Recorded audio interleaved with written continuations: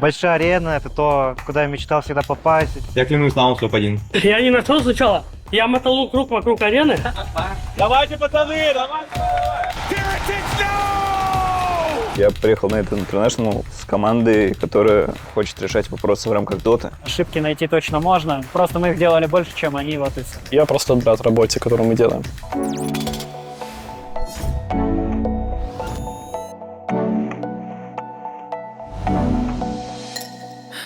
Всем привет, это новый блог Virtus Pro, и мы находимся на Climate Plage Arena. Впереди нас ждет супер важный заряженный матч против Bad за топ-5, топ-6.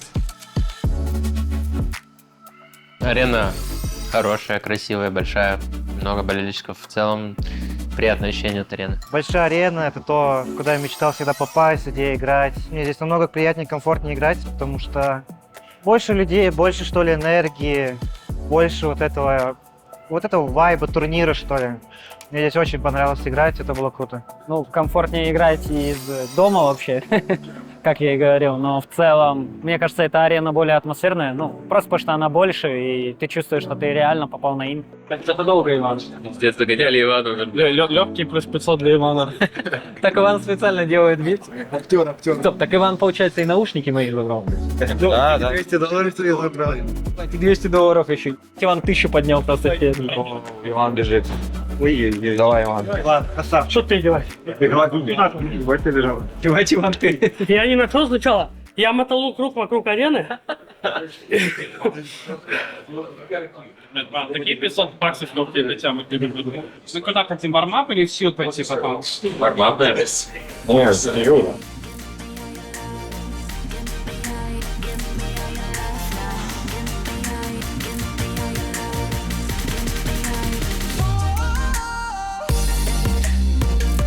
На он топ-1, я клянусь. Я клянусь, на он топ-1. На четвертой, седерка на четвертой. На четвертой, смотри, уже стоит. Тренер сейчас такой.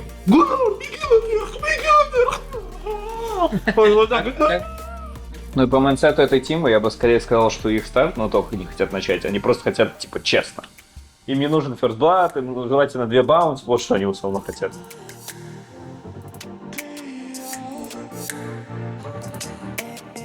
У них там вообще плотные тимы сами на этой арене играют? Или такое? Но у них же есть какие-то тимы по баскетболу? Офигенная случайно. They proved to me, even though they're like, you know, like near like young age, they push me to the next level, but they can be better and they can go forward. Finding, and they go immediately. Nightfall, if you get caught up on a tree, that could do it. LSA connection. Virtus Pro. I mean, you just randomly find a tree cut down.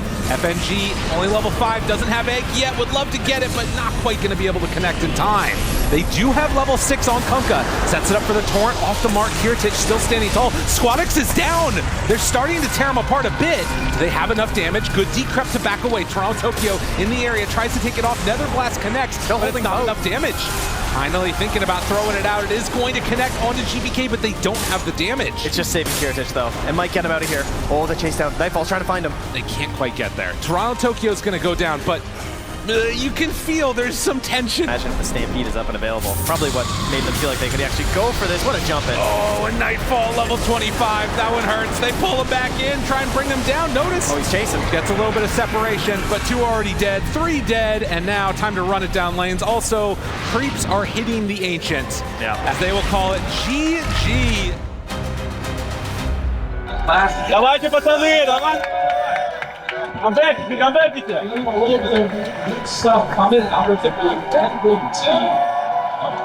Следующая карта за вами, давай! Ну, понятно, что есть факт, что мы пускаем. Ну вот, если так задуматься, вот мы опять берем ФП. Пойдем, финишуем. Мы же можем сделать Он стоит. Ну, в первой игре они просто набрали, ну, как мы и ожидали, сильных героев на линиях. Они хорошо отстояли все 3 линии. У нас были тайм-ауты, условно, убивать макаку, может, где-то под мидом лучше чуть сыграть, но нас просто переиграли, и на бабках, как говорится, по их плейстайлу они выиграли. В целом. В первой игре слишком легко эними драфтом что ли, победить. Просто было сложно по игре. В первой карте по Вижену было понятно, что у них его больше, потому что у нас просто стоит темная мапа, нас не выпускает, нам сложно где-то показаться. Противник любой в любом случае ошибается, и даже в первой игре, если мы посмотрим реплей, ошибки найти точно можно. Просто мы их делали больше, чем они, вот и все. То есть, я думаю, мы сами все понимали, что первая карта закончилась. Зачем о ней думать, надо приходить ко второй карте. То есть Серега прям таких сильных наставлений не давал. Больше просто говорил, что надо изменить, что пикнуть, что сделать. Знаешь, что этот гандон сделал? Сел на вармапе за мой комп, и у меня все настройки слетели. Я сижу 3 минуты, просто увеличиваю карту. Я не видел. Я видел. И логичного, что я видел, какие-то тим типа Саксон пробует что-то в МРФ делать. Слышно? Ребят, чё вы? Потому что они фапнули кента, и мы с этим ничего хорошего не сделаем. Ладно, только если мы пубну получим. Но нет гарантии, что они не забанят пубну. Нет гарантии, что они, ну, если у нас секонд, не забанят пубну, не возьмут кента, например. Ну, если не скрывать, ничего не будет, то у нас. Catch him before he gets that Charger Bulldoze off. It definitely hurts.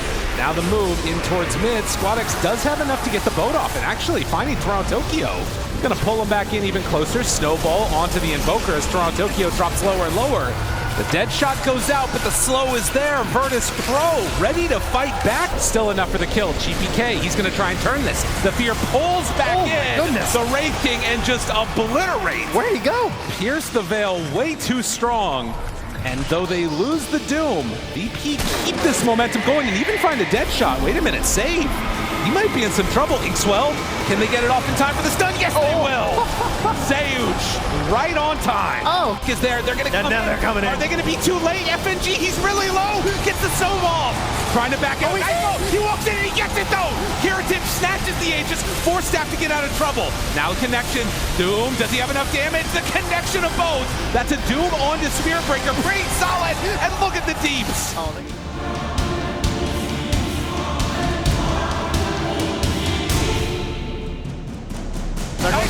Go for the throw, but into the fountain. Maybe they're gonna go. Toronto says, I'll do it myself. Position 5, my ass, I'm taking your buildings. But the Hex is there. Wait a minute, have they gone too far? If you don't hit heroes, they're gonna start hitting you. In the well. He's into the well indeed.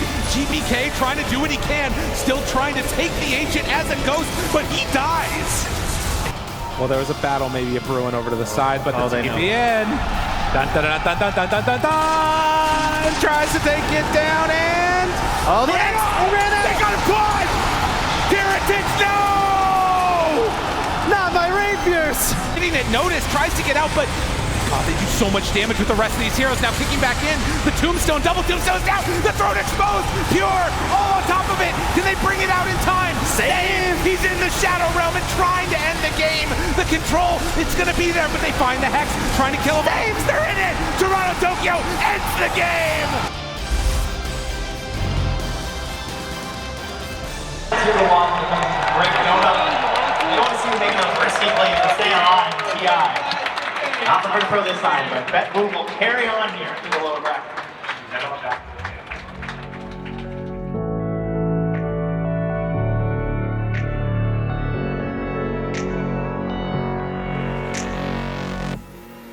Да, ребят, потрясающая серия, она действительно станет украшением турнира. Весело было играть, на самом деле, хоть всегда обидно проигрывать, особенно такие тяжелые игры. Спасибо, Тёмыч, да. Отлично играли. Наверное, не хватило концентрации, где-то даже личного скилла, командного понимания. То есть всего по чуть-чуть не хватило. Да, во второй карте скорее просто нас подловили в моменте, но приняли неправильное решение, где-то кнопки там не дожали. В целом, насколько помню, игру мы лидировали, может там и не сильное преимущество было, но если так углубляться, мы могли с Олегом и линию лучше отстоять, мы ее точно могли доминировать. Я даже ни одного крипа не взял на линии, на Думе, хотя, сходи на смол кэмп я, возможно, мы выиграем линию и игра совсем другой будет. Потом просто нас поймали, мы умерли, нас зажали, и играть уже в моменте сложно. В любом случае определенное хладнокровие сохранялось. Все шло по плану. Наверное, в моментах мы хотели поймать Баратрума на линии. Тускаром Дум задумить его и убить через Тускара, чтобы Тускар еще сбил БКБ Power. Но нет, там как-то не пошло, может где-то нас Пюр переигрывал.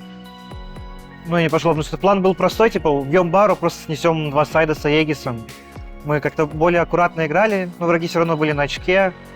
Ну и потом мы немного там ошиблись. И у меня была вторая смерть, где я не нажал ни ульт, ни БКБ. Я сдох, и нам снесли все 3 Т2 тавера. И после этого стало играть намного сложнее, потому что их стало слишком много. Ну, то есть, грубо говоря, вот моя основная была критическая ошибка. И то, что я второй раз именно умер, где напали на кунку, ну, подцались много, бывает. Так и сноуболом было. Нам надо в моменте научиться давать коу, что мы просто... Ну, все, что мы можем, это качаться, и все, мне кажется. Пойдем?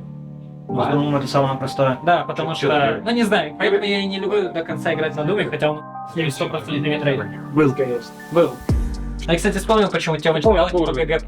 Потому что у чела было Егис. Я начал в моменте кричать, типа, го убьем инвокера, а кто-то говорит... Да, у него Егис, и ты сбегал. В целом, чего не хватило для победы над Тупом? Уверенности чуть-чуть, возможно. Ну, они просто опытнее, и все. В следующий раз мы справимся с ними, как встретимся. Думаю, да. Должны. Сезон для нас получился достаточно непростым.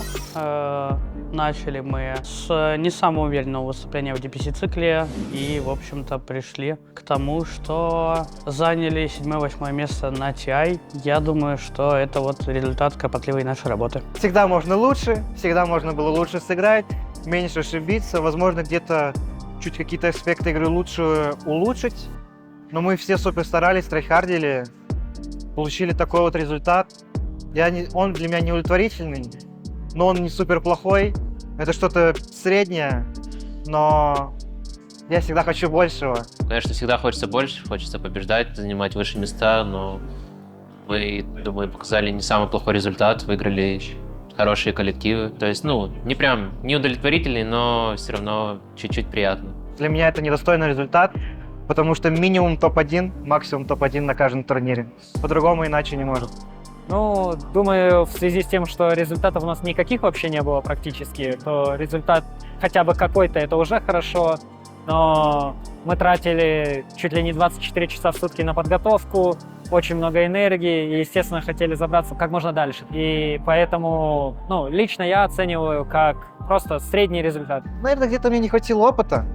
То есть я пытался на этом турнире не бояться и пытался какие-то создавать моменты, и искать моменты, где я могу не ошибаться, и эту агрессию реализовывать более агрессивно. В моральном плане, да, на самом деле, это все те же уроки, что и в прошлом, просто всегда, как говорится, нет предела совершенству, нужно всегда улучшать все вот эти мелкие аспекты эмоционального плана, не перегореть, не сильно радоваться и так далее, потому что, да, мы были много раз близки в играх, мне кажется, чтобы выиграть, но, тем не менее, недостаточно хладнокровно подошли к некоторым аспектам или недостаточно, наоборот, не хладнокровно.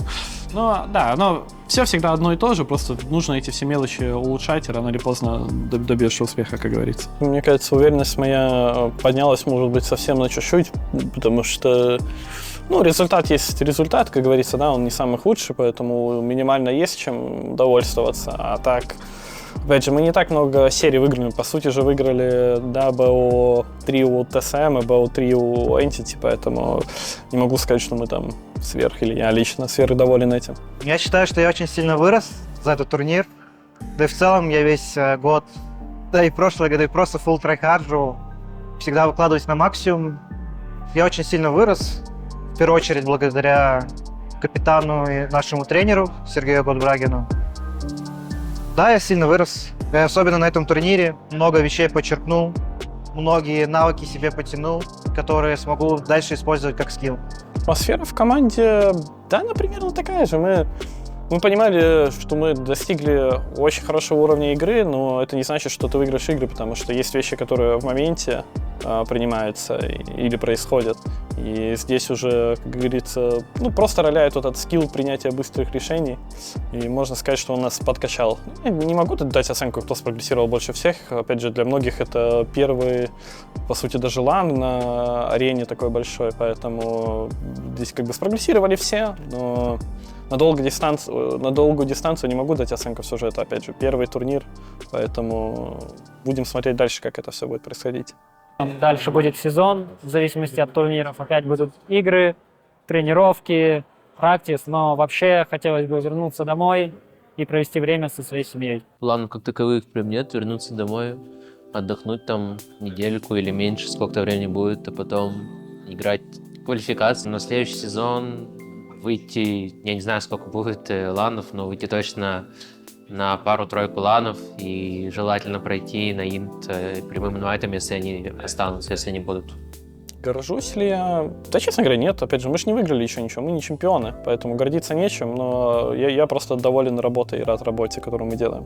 Над чем мне работать как капитану? Да, это все одно простое слово, над скиллом. Будешь в скиллове, будешь побеждать. Спасибо вам большое за то, что болеете за нас. Ладно, у меня есть история, но на вопрос отвечать не буду. Год назад я занимался контент-мейкингом на сингапурском интернешнале, соответственно, и стал вольным наблюдателем за некоторыми коллективами, которые приехали на интернешнл, ну, можно так сказать, умирать. Такое часто бывает, это не только в прошлом году, это в каждом году есть такие коллективы, которые не хотят упускать возможность поучаствовать на турнире года, но в дальнейшем не планируют играть. И думая об этом, я подумал, с некой такой злобой, что было бы здорово в следующем году приехать с коллективом, который бы хотел играть в доту и решать вопросы в рамках доты, а не приехал бы погибать. И мне очень сильно повезло, что меня приняли практически посередине сезона. Я смог влиться в коллектив. Мы проделали довольно-таки большую работу над собой. Безусловно, всегда есть некие сожаления, что где-то можно было сделать больше, что-то можно было сделать лучше, где-то можно было сделать лучшие выводы, но работа была, моменты, которые требовали внимания, как мне кажется, не были проигнорированы, и по итогам я приехал на этот интернешнл с командой, которая хочет решать вопросы в рамках доты, а не вопросы друг с другом, и которая приехала учиться, а не, так сказать, доживать свои последние дни. И за это я благодарен каждому участнику этого коллектива. Спасибо за поддержку. Это всегда приятно. Это всегда является тем лучиком надежды в беспросветной тьме, которую иногда переживают коллективы, когда они в упадке. Увидимся в следующем сезоне.